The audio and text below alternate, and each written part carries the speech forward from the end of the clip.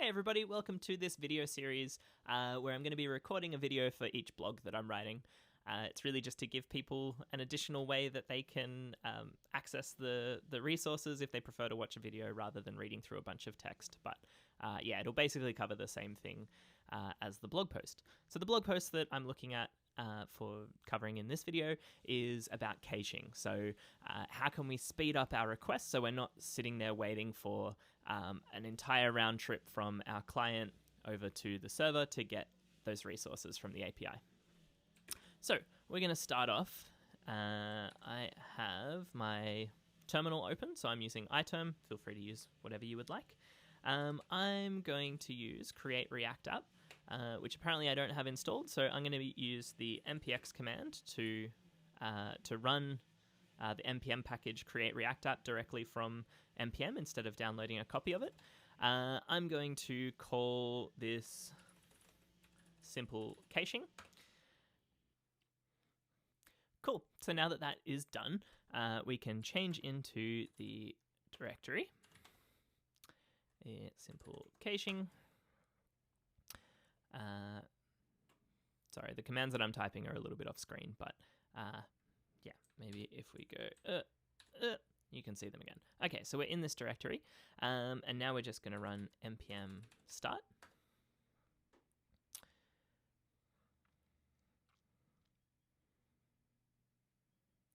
And this should boot up, something that we're all hopefully very familiar with, or maybe not, but hopefully you have seen this before. Create React app is just a way that we can get a React app running as quickly as possible. So I'm going to open a second terminal window and open this up in VS Code so we can see it.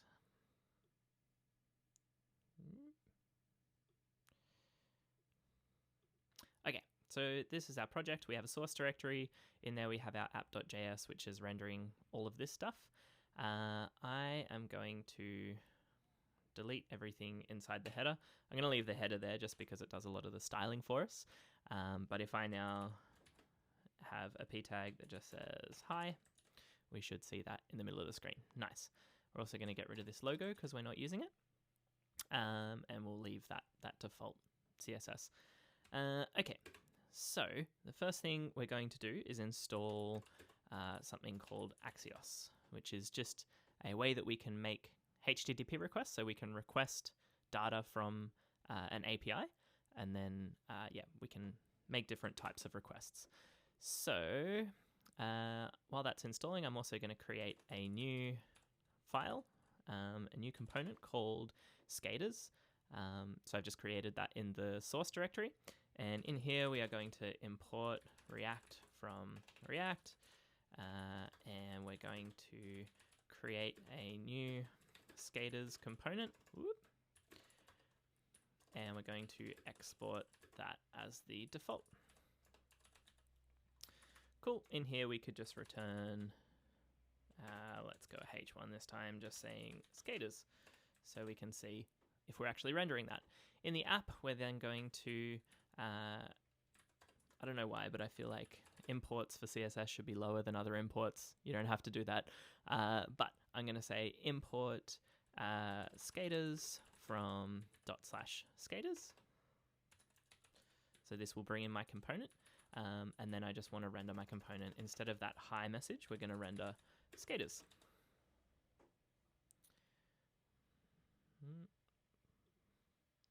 Import skaters from skaters. Cool. Don't know why that's red. Okay. So we're now rendering our skaters, and in here it's just saying skaters ! So that's what we want. Now we're just going to have a look at how we can use Axios. So I'm going to import Axios from Axios, and we're also going to need a couple of things from the React package. So I'm going to also bring in use state and use effect. And then here in my application, in my component, I'm going to say use effect. So this is just going to run some kind of function or side effect anytime in this case, anytime my application mounts, or anytime this component mounts. So I'm going to say axios.get and I'm going to make a request to a particular URL. So let's create that as a variable. So my URL is going to be https://tonyhawks pro skater now.sh/API/skaters. We can actually navigate to this in our browser if we'd like to see what it is. So if I paste this over here,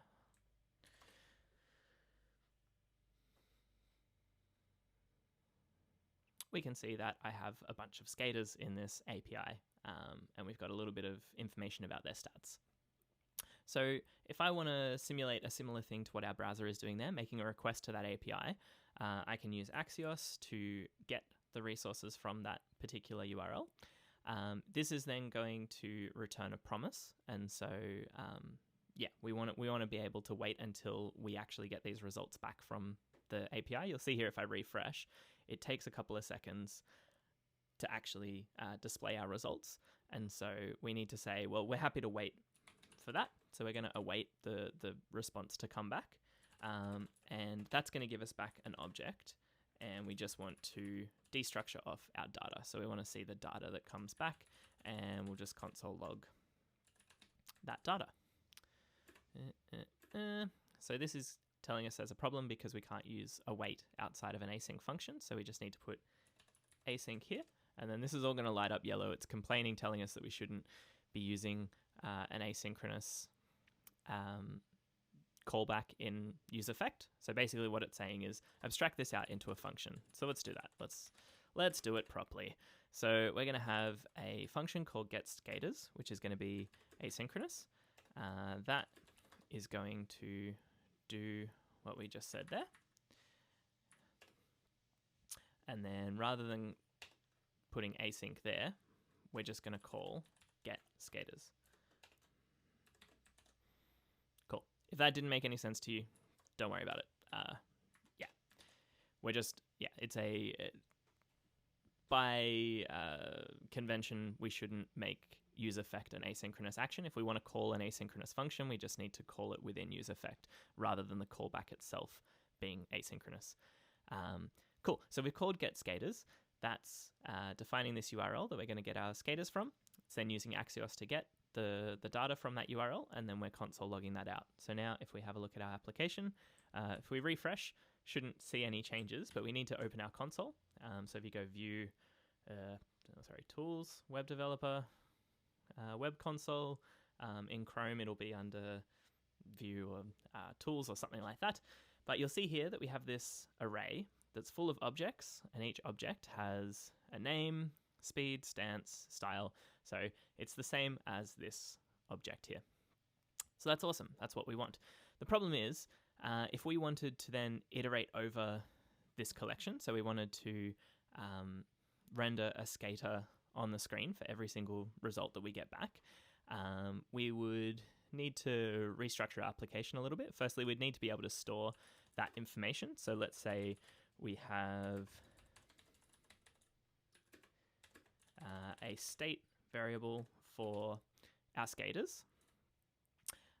That's going to be initialized to an empty array. So at the start, it will be an empty array. And then if we call setSkaters, we can overwrite that with an array of the skaters that we get back.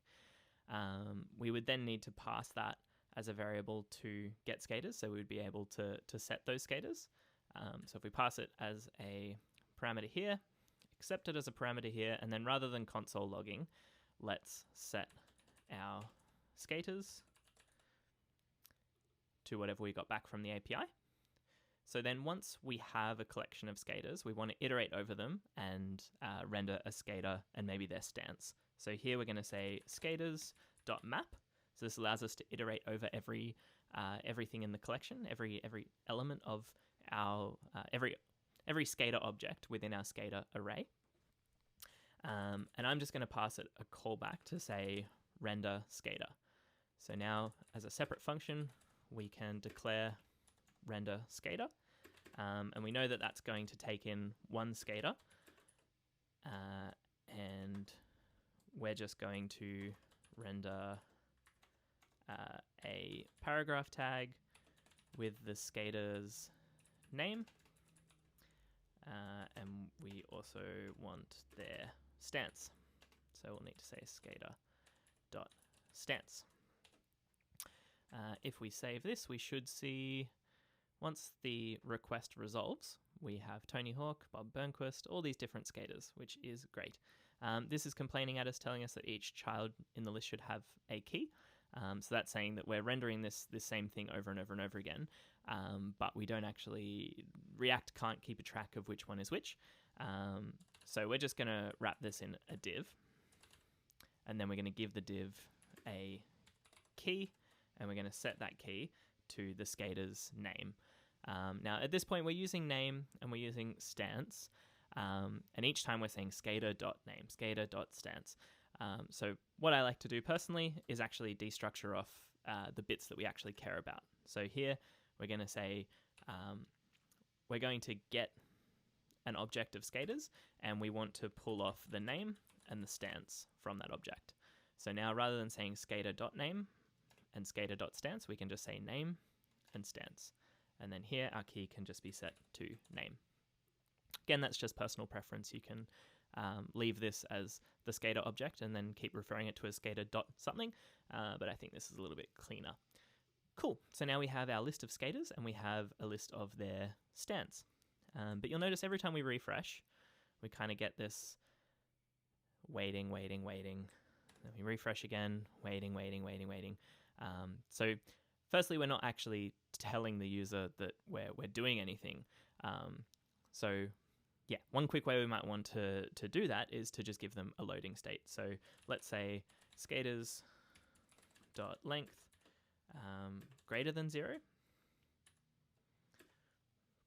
So if our skater's length is greater than 0, we want to do this. Otherwise, we just want to render a p tag saying loading. Now you see we get our loading state, and then when we actually get those resources back, we see them on the page. Cool. So that's a little bit better, but again, every time we refresh this, nothing's actually changed in the API. We still have the same data, but every single time we hit refresh, we're waiting that like 2 to 3 seconds for it to go off to the API, get those resources, and then come back. So let's have a think about what we could do to speed this up a little bit. So one way that we can speed this up is with caching. So caching is a way that we can just sort of save some data that's related to a specific request, and then every time that request happens in the future, we can just load from the cache rather than going to the API and asking for those resources again. So in order to do that, we need a way to store that data. So when we get it back, we need a way to say, I want to remember this. And thankfully, the browser gives us this really simple feature called localStorage. So localStorage gives us access to a little bit of storage in the data where we can put values that we want to remember for this particular user. So yeah, if this user was to then look at the website on their phone, for example, it would be a different local storage. So it's not a way that we can sort of set up our whole user profile. But in this case, we just want to speed up the user experience a little bit. So we can use local storage to store the result that we got back from the API. So the main methods that you will use on local storage are getItem and setItem. If you wanted to take this further, there's also removing and clearing and other things. But for this, we just want to be able to set, so write to local storage, and then be able to read from it. So here, after we get our skaters, once we've got that data, we're going to use local storage to set that data to a particular key. So the key, as you can see here, we need a key, which is a string, and it needs to be something unique to identify this data set, and then the value, which also needs to be a string. So right now we have this URL. So this URL is what is giving us back that unique collection of skaters. So in this case, the URL is actually a unique thing, and should always be the case if we're using local storage for caching. We then want to write data, but the data needed to be a string. If we have a look at setItem again, we have a key, which needs to be a string, and a value, which needs to be a string. So rather than just giving it data, which at the moment is a big object, it looks like this, So it's in a big array of objects. So it's an array of JSON objects, and we need to turn that into a big string. So we have this wonderful thing called stringify, which can take a JSON object and turn it into a string representation of that JSON object. So now if we save, actually just before I save, I'll open up storage here, and we can see that under local storage, we have this from a previous example, so I'm just going to delete that one. Maybe I'll just delete both of these, actually. Let's delete all. Okay, so you'll see here that we don't have anything in our storage, and if I comment that back out and we refresh, you'll see loading, and then we see our skaters, but nothing has been written to local storage. If I uncomment this and save again, we'll get loading, and then once we get the results back, you'll see that it populates here with a key, which is our URL, and then the value, which is a big string version of all of our different skaters. So that's awesome. We've now saved that to our cache. So then what if we were to also use local storage to read from the cache before we went off to the API to actually fetch that data? So basically during this loading state, I would rather see the cached version of these results, and then once the request has resolved and gone to the server and got the new results, that's when I want it to switch out with the fresh content. So let's have a look at how we would do that. So this get skaters, we have this URL, and then we're awaiting axios.get. So in between these two steps, I want to say, first, let's just check if I can get from local storage that the data associated with that particular URL. Now this, again, is going to give us back a string, right? And we kind of need it to be in a JSON array of objects to be able to do anything fun with it in JavaScript. So we can actually call the inverse of json.stringify, which is json.pass. So this will take a giant string and turn it into a JSON object. Now, if we can't get anything from local storage, so yeah, let's create our variable. So we're going to, let's say cached skaters is equal to this. If that item doesn't exist in the in local storage, or if we can't turn it into a JSON object, if there's a big string that doesn't actually, we can't translate to a JSON object, we need to provide it a fallback. So we're going to say either give us those cached skaters or just give us back null. So then somewhere else in the application, we can decide if cached skaters is equal to null, then we haven't got anything back. So we now have our cached skaters. Remember, this could be our skaters, the JSON object, the JSON array of our skater objects, or it could be null. So let's check if we actually have cached skaters. So if this is set to a truthy value, then we want to set skaters to those cached skaters. So if we have any in the database, if we have any in the cache, then just set it to that cache straight away.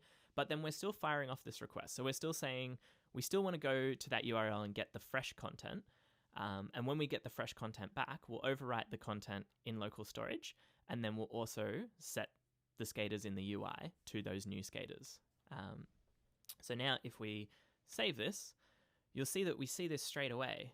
But then eventually when the results resolve, it's swapping out anything that's changed. So we can't actually see it. One thing we could do is we could say, if we have cached skaters and we set the skaters to our cached version, we could console log out using cached skaters, and then when we have our data back from the API, we can say using API skaters. So now when we save, you'll see that immediately we get using cached skaters. So this is displaying directly from that from our cached version in local storage, and then once it actually resolves with the fresh API version of that, it swaps it out. So let's refresh that, and we see loading flash for just a second, but it's almost immediately replaced with these cached skaters. And then once that resolves, we should see API coming back. There we go, using API skaters.